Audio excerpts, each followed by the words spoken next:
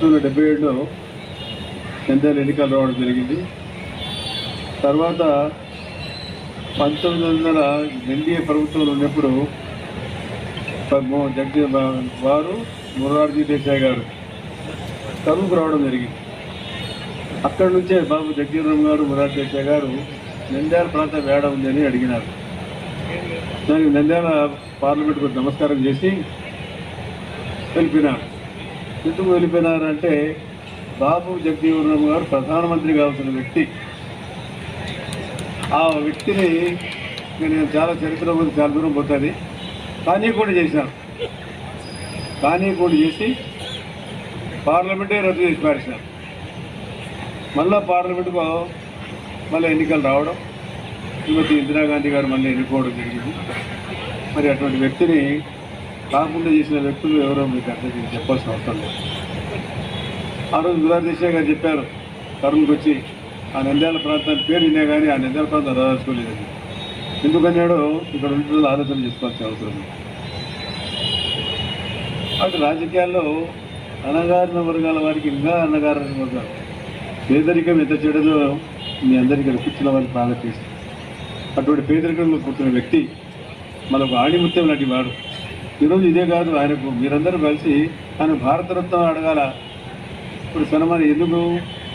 ఇప్పుడు బాబాసాహెబ్ అంబేద్కర్ గారికి భారతరత్న ఎప్పుడు ఇచ్చినారు? కాంగ్రెస్ ప్రభుత్వం వేయలే. మళ్ళీ మీరు డిమాండ్ చేయండి.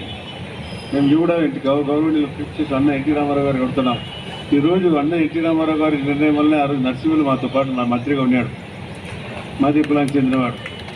నరసింహులు ఆ రోజు ఎన్టీ రామారావు గారు పోస్ట్ చేసి బాబు జగజీవన్ గారిని పెట్టాలి విగ్రహాలు అని చెప్పినప్పుడు ట్యాంక్ బండ్ దగ్గర హైదరాబాద్లో పెట్టి ట్యాంక్ బండ్ దగ్గర ఏర్పాటు చేసి చంద్రబాబు నాయుడు గారు మేమంతా ట్యాంక్ బండ్ గారు దండలు వేసి మన రాష్ట్ర వ్యాప్తంగా కూడా పెట్టాలని చెప్పి ఇక్కడ నంద్యాల ఉండే మున్సిపల్ కమిషనర్ 100 రూపాయలు పిలిపించి బాబు జగజీవన్ గారితో పాటు బాబాసాహెబ్ అంబేద్కర్ గారి విగ్రహం కూడా నంద్యాల ఏర్పాటు చేయాలని చెప్పి ఆదేశాలు ఇచ్చిన తర్వాత నేను ఆ రోజు జస్టిస్ పున్నయ్య గారిని పిలుచుకొచ్చి ప్రతిభా భారతి గారి తండ్రి ఆయన వారిని పిలుచుకొచ్చి అక్కడ బాబాసాహెబ్ అంబేద్కర్ది అక్కడ బ్రహ్మోత్సవం కూడలు ఏర్పాటు చేశారు.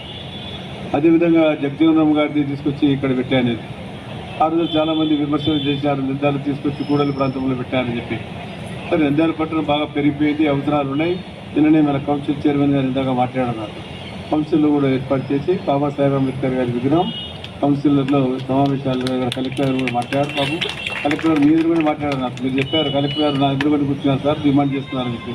వెల్కమ్, మంచిదే. బాబాసాహెబ్ అంబేద్కర్ గారిని గౌరవించాలి. ఏ రకంగా అయితే జగజీవన్ గారిని గౌరవించినామో ఆయన ఎన్ని ఉన్నతమైన పదవులు చేసినా నాకు తెలుసు. బాగా మీకు జ్ఞాపకం లేదు చాలామంది పిల్లలు. నేను అప్పటికి మన రాజకీయాలు విన్నాం. మా కుటుంబంలో మా బావగారు రాజకీయాలు ఉన్నారు కాబట్టి మేము అప్పటికే 67 నుంచి కూడా రాజకీయాలు తిరిగే వాళ్ళం. 71 యుద్ధం వచ్చినప్పుడు ఇందిరాగాంధీ గారు ఎమర్జెన్సీ రాత్రికి రాత్రి క్యాబినెట్ మీటింగ్ సమావేశం ఏర్పాటు చేసి ఆ సమావేశాల్లో బాబు జగజీవన్ గారు డిఫెన్స్ మినిస్టర్గా ఉన్నారు. కీలకమైన నిర్ణయం తీసుకోవడం జరిగింది. తప్పని పరిస్థితిగా కొన్ని కోట్లు, దాదాపుగా 1 కోటి జనాభా భారతదేశంలోకి బంగ్లాదేశ్కి తరలి వస్తున్నారు. మనం కాపాడలేకపోతే మన దేశం మనకు మంచి పరిస్థితి వస్తుంది. కాబట్టి మనం ఇద్దరం దేశాన్ని కాపాడాల్సిన అవసరం ఉందని చెప్పి నిర్ణయం తీసుకున్న వ్యక్తి, ఇందిరాగాంధీని సంజాయించి యుద్ధానికి సంజాయితం చేసిన వ్యక్తి బాబు జగజీవన్ గారు. బాబు జగజీవన్ గారు లేకపోతే బంగ్లాదేశ్ అయ్యేది కాదు. ఆ రోజు డిఫెన్స్ మినిస్టర్గా ఉండి ఆ రోజు రాత్రి క్యాబినెట్ ఇందిరాగాంధీ గారి ఇంట్లో క్యాబినెట్లో ఏర్పాటు చేసి మాట్లాడింది. తర్వాత ఇక్కడ దేశవ్యాప్తంగా కూడా అప్రమత్తం చేయడం జరిగింది. మళ్ళీ 1975లో ఇందిరాగాంధీ గారు మన హైకోర్టు ఆయనకి అలహాబాద్ హైకోర్టు ఆమె తీర్పు ఇచ్చింది, ఈమె ఎన్నికల్లో ఓడిపోయింది అని చెప్పి.